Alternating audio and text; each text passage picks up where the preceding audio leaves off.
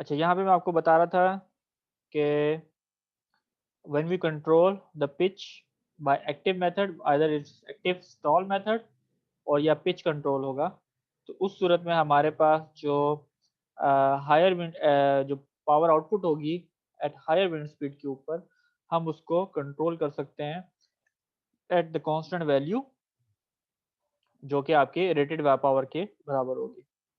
ठीक है, तो अगेन इसमें वही फिनोमेना है, आपके पास कट आउट स्पीड है जिसके ऊपर आपने विंड टरबाइन को कम्प्लीटली स्टॉप करना है, and then you will have at least minimum wind speed जिसके बाद आपके पास जनरेटर जो है वो आउटपुट पावर जनरेट करना शुरू करेगा, and you will have again यहाँ पे आपके पास रेटेड विंड स्पीड होगी जिसके ऊपर वो मैक्सिमम आउटपुट को वो अचीव कर लेगा अपने। ठीक है, so when active stall control with the active stall control it is possible to maintain the rated power above the rated wind speed. So active stall control large megawatt wind turbines are commercially available, यानी कि ज़्यादातर जितने भी आपके पास large wind turbines हैं, ठीक है, उसमें आप जो इस्तेमाल कर सकते हैं उसमें बेसिकली अप्लाई किया जाता है पिच कंट्रोल ताकि आप उसमें मैक्सिमम पावर को एक्सट्रैक्ट कर सकें। Again now the third method is pitch control या पिच टू फेदर कंट्रोल की बात करें तो similar to active stall control, pitch control controller या pitch control wind turbine have adjustable blades on the rotor hub. इसमें भी आपके जो ब्लेड्स को जो है उसको एडजस्ट कर सकते हैं। When the wind speed exceed the rated value, the pitch controller will reduce the angle of attack. Turning the blade means pitching gradually out of the wind. तो यहाँ पे ऑपोजिट डायरेक्शन करते हैं, यानी कि इसमें हमने एंगल ऑफ अटैक को रिड्यूस करना है और विंड जो ब्लेड की जो पिच होगी वो आउट ऑफ द विंड होगी। The pressure difference in front और on the back of the blade is reduced leading to the reduction in the lifting force on the blade. So consequently यहाँ पे again lifting force ही आपके पास जो है वो reduce होगी। So when the wind is blow or at the rated speed, the blade angle of attack is kept at its rated value.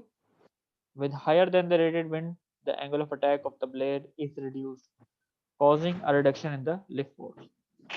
And again, when the blade is fully pitched, the blade angle of attack is aligned with the wind and no lift force will be produced. The turbine will stop rotating and then will be locked by the mechanical brake of the protection for the protection.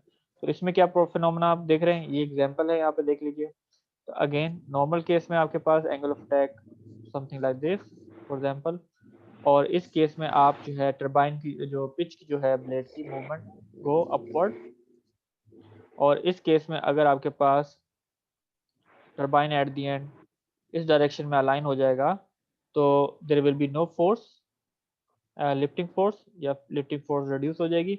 So ultimately आपका जो wind turbine है वो stop हो जाएगा। Okay, यहाँ पे summarise किए गए तीनों कंट्रोल मेथड को कंपेयर किए गए आपस में।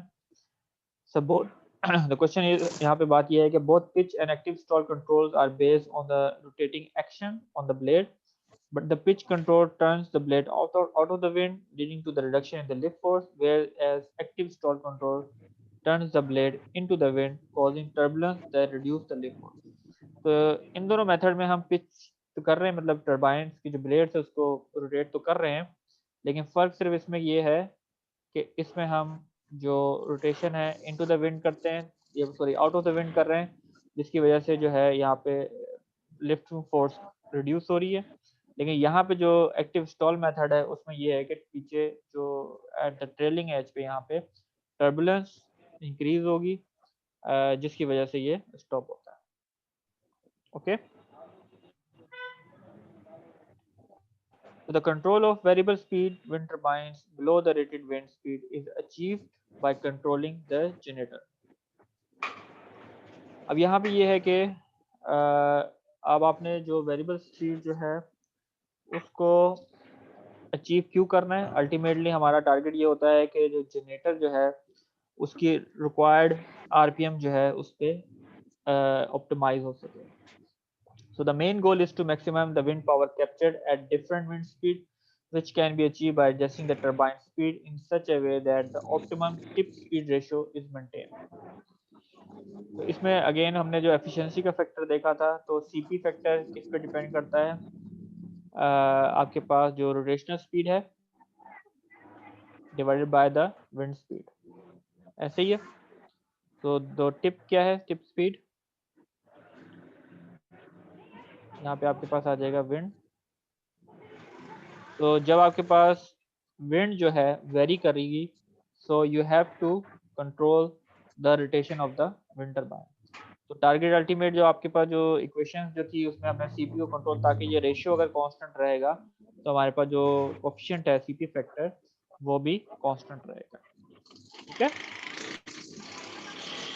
So for a given wind speed, each power curve has a maximum power point at which the optimum tip speed ratio is achieved. To obtain the maximum available power from the wind at different wind speed, the turbine speed must be adjusted to ensure it operating at all MPP.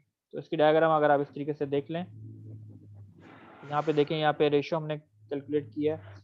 एक तो tip speed ratio है and then we have a efficiency factor. तो depending on the pitch angle, तो यहाँ पे जो degree को mention कर रहे हैं वो आपके पास पिचिंग का एंगल है। ठीक है। Again we pitch it to achieve the maximum power of the wind speed. तो यहाँ पे आपके पास जो एफिशिएंसी कर्व है something like this. Quite often if अगर आपके पास जो विंड की स्पीड वेरी करेगी तो आप उस एंगल को पिच करेंगे, देन अगेन आपके पास जो कर्व है समथिंग चेंज लाइक दिस। तो your target is to track these point, ठीक है, up to like this. So if you track this, this is called maximum power point tracking in the wind turbine system. तो आपका जो CP function है वो आपके पास depend करता है दो चीज़ों के ऊपर, टिप टू स्पीड रेशियो के ऊपर और आपका पिचिंग एंगल के ऊपर। ठीक है। अगर आपका यूं कह लें पिचिंग एंगल इंक्रीज होगा तो आपका जो कोफिशिएंट है सीपी फैक्टर वो लोअर होगा। ऑलराइट, जिस कर्व का नाम है इसको कहते हैं CP to tip to speed ratio performance curve. इसको जो कर्व है दोनों के दरमियान इसको कहते हैं performance curve, performance curve of the wind turbine.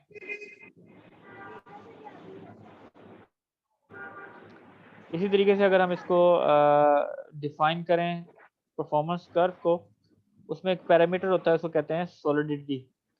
Solidity क्या चीज़ है? वो डिफाइन करती है कि टोटल ब्लेड एरिया, ब्लेड का कितना एरिया है, यानी कि नंबर ऑफ टरबाइंस इसमें कंसीडर हो रहे हैं, divided by the swept area of the turbine, मतलब जो पूरा क्रॉस सेक्शन एरिया हमारे पास है। इसमें अगर हमारे पास लो सॉलिडिटी होगी, जिसमें हम बात करें जो रेड कर्व नंबर 1 है, रेड कर्व से produces a broader flat curve, तो इसमें जो हमारा जो कोफिशिएंट फैक्टर होगा, जो हमारा जो परफॉर्मेंस कर्व है ऑफ द टरबाइन, ये स्पेक्ट्रम थोड़ा सा ब्रॉडर होगा।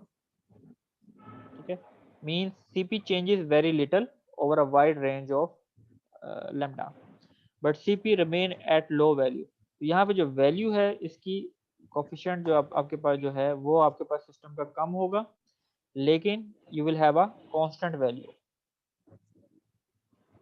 अब लो सॉलिडिटी किससे पता चलती, कैसे हमारे पास लो सॉलिडिटी है कि नंबर ऑफ ब्लेड जितने कम होंगे, ठीक है, उतना कम आपके पास सॉलिडिटी आएगी। So for example for 1 blade है, 2 ब्लेड है या 3 नंबर ऑफ ब्लेड्स हैं, उसमें आपकी सॉलिडिटी कम है। उससे आप क्या अचीव कर रहे हैं? बेसिकली आप इसमें लॉन्गर रेंज जो आपके पास है लैम्डा की टिप टू स्पीड रेशियो, इसे आप कह सकते हैं, so you achieve the constant efficiency factor. इसी तरीके से अगर हाई सॉलिडिटी है, जो पॉइंट नंबर 2 है, ये ग्रीन से रिप्रेजेंट हो रहा है, प्रोड्यूसेस अ शार्प पीक, तो यहाँ पे जो कोफिशिएंट तो है अचीव कर सकते हैं, हायर एफिशिएंसी को अचीव कर सकते हैं अप टू 60%, मतलब यहाँ पे जो शो कर रहा है अप टू 44% है, लेकिन फॉर हायर स्पीड जो रेशियो है उसमें आपके पास कोफिशिएंट जो है वो कांस्टेंट नहीं रहेगा सिस्टम। तो अगेन वेरिएशन जब विंड की स्पीड की ज़्यादा होगी तो आपके पास अल्टीमेट जो नेट जो एनर्जी एक्सट्रैक्शन है वो आपके पास कम होगी, ठीक है।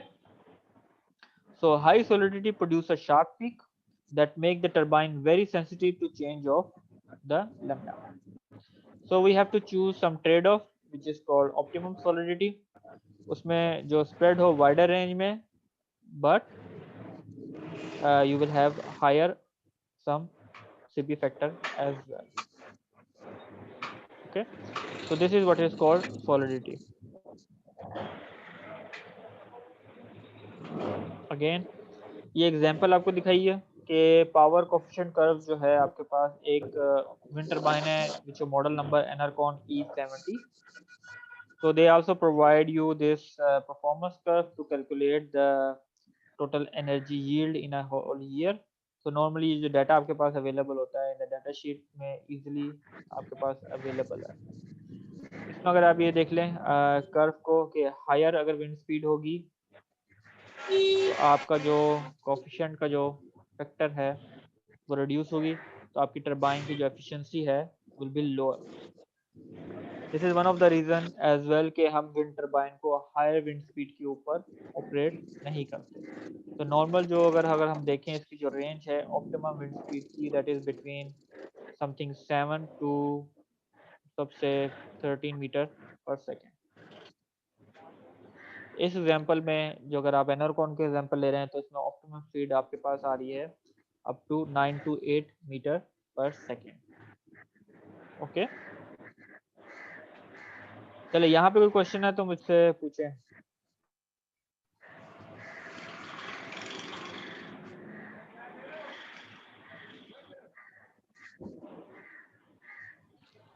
जी सैफ हुसैन, मुझे बताएं वो कौन कौन से मेथड है जिसके वजह से हम पावर को लिमिट कर सकते हैं विंड टरबाइन में। सर अभी जो ये पिच कंट्रोल वाले मैंने देखे हैं, अभी आया हूँ स्लाइड की। जी सर एक तो मतलब एक स्लो वाली थी जिसमें सीपी ब्रॉडर होती है, जिसमें लैम्डा जो होता है ब्रॉडर होता है, उसमें नहीं, ये तो हाई आप पिच पे। ऑलरेडी बता रहे हैं ना, मैं आपसे पूछ रहा हूँ पावर कंट्रोल मेथड कौन कौन से हैं। एरोडायनेमिकली अगर आपने पावर को कंट्रोल करना है वो कौन कौन से दो मेथड है। सर अभी ज्वाइन किया है। कौन बताएगा मुझे। सर स्टॉल कंट्रोल और पिच कंट्रोल। ठीक है, स्टॉल कंट्रोल और पिच कंट्रोल। स्टॉल कंट्रोल क्या होता है।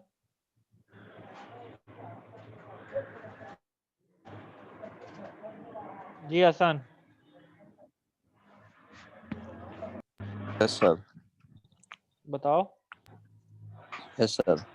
सर उसके अंदर भी सर दो, और उसके अंदर भी इसके स्पेसिफाइड दो होते हैं, पैसिव और एक्टिव। एक्टिव मेथड में क्या होता है और पैसिव मेथड में क्या होता है। पैसिव मेथड में सर जो होता है, जो कॉर्ड लाइन होती है इसके आगे अगर इससे रेटेड ज्यादा होगा तो जो हमारी जो विंड की स्पीड से रेटेड, यानी रेटेड स्पीड से ज्यादा होगा तो जो हमारा टरबाइन की रोटेशन है वो रुक जाएगी। अच्छा, और अगर उससे कम होगा तो हमारी रोटेशन स्पीड चलती रहेगी। स्टॉल मेथड बेसिकली किस तरीके से अपने आप को रोकता है और उसमें क्या फर्क है पिच मेथड में, यानी कि टर्बुलेंस वगैरह कहाँ पे इफेक्ट करती है, किस मेथड में काम करती है। सर टर्बुलेंस जो है स्टॉल मेथड में करी होती है। अच्छा, ठीक हो गया।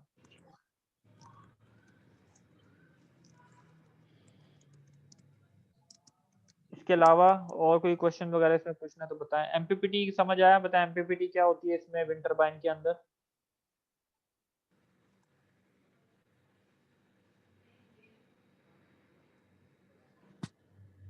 शरियार खान आप बताएं।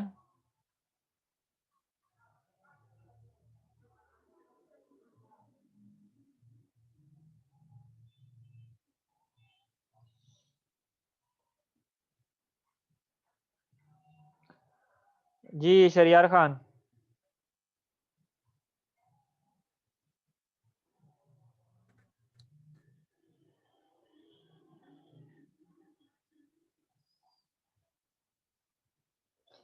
एमपीपीटी का जो कॉन्सेप्ट है विंड टरबाइन में वो क्या है? थोड़ा सर सा मैक्सिमम अवेलेबल पावर होती है। वो कैसे अचीव हो रही होती है, वो क्या इसका थोड़ा सा एक्सप्लेन सर करें। मैक्सिमम अवेलेबल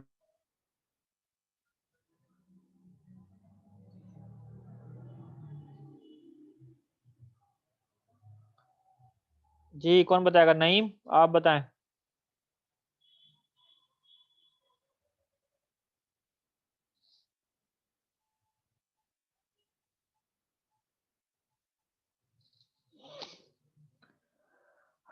ठीक हो गया।